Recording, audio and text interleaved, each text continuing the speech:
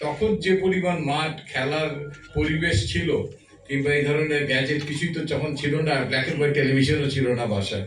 So that আমাদের যে upbringing সেখানের সঙ্গে এখন বর্তমান যে প্রবলেমটা হচ্ছে যে সেটা শহরেই হোক, যে কথাগুলো অনেক আলোচনা করে ফেলেছেন, আমি সেদিক যেতে চাই না, যে স্কুল করে যে স্ক্রিনিং করা, ব্লাড টেস্ট। আমি বলতে চাই স্কুলগুলোতে, স্পেশালি শহরগুলোতে যেখানে বেশি আয় মানুষ থাকে, তার বাচ্চাদের ওজনও নেওয়া উচিত, ওয়েস্ট লাইনও দেখা উচিত।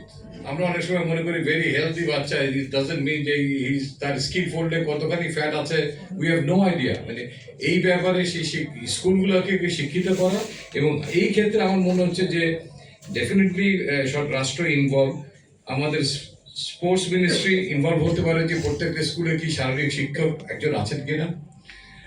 আমাদের এডুকেশন মিনিস্ট্রি ইনভলভ হতে পারেন, যে আমরা তো ক্যারিকুলামে কত কিছু অ্যাড করি জানার জন্য, বাট বাস্তবিক জীবনে যখন একটা লোক কাজ শুরু করে, পেশায় যায়, সেই জিনিসগুলো আসলে কতটুকু কাজে আসে।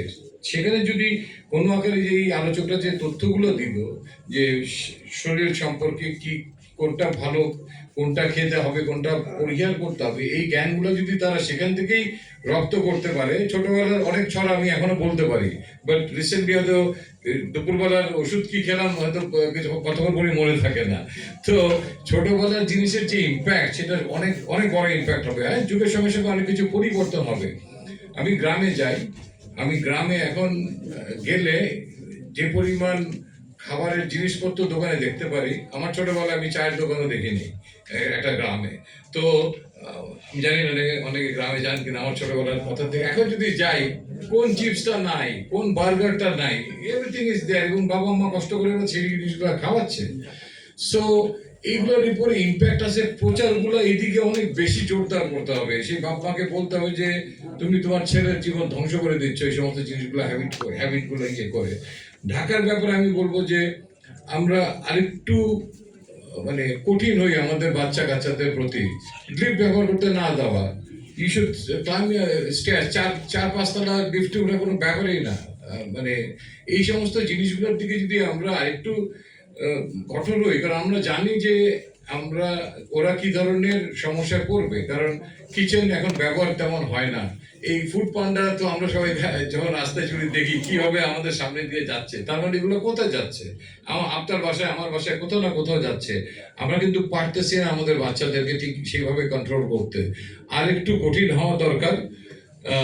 তো যদি হয় তাহলে হয়তো আমরা তো সারা জীবন বেঁচে থাকবো না, বাট তাদের লাইফস্টাইল ভালো থাকলে তারা ভালো থাকবে, নাহলে মেডিকেলের বিল দিয়ে তাদের জীবনের অনেক আনন্দ, বিনোদন, ঘোরাঘুরির থেকে কম্প্রোমাইজড হয়ে যাবে তাদের লাইফস্টাইল।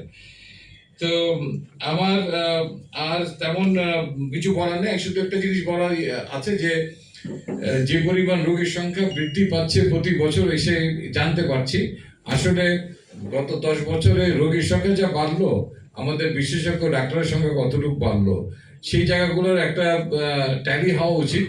এবং সেখান থেকে গভর্নমেন্ট কি করছে এবং কতটুকু ভালো ডাক্তার আসছে, সেটাও ইজ ভেরি ইম্পর্টেন্ট।